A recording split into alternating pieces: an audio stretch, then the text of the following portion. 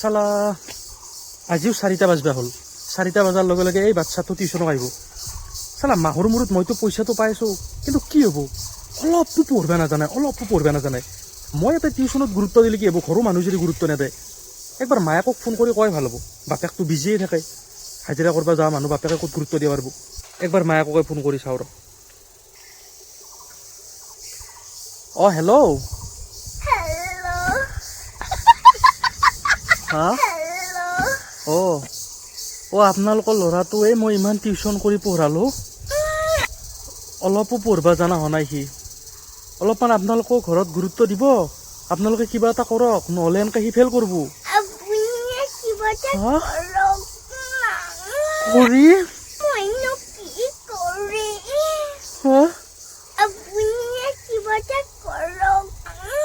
হ'ব দে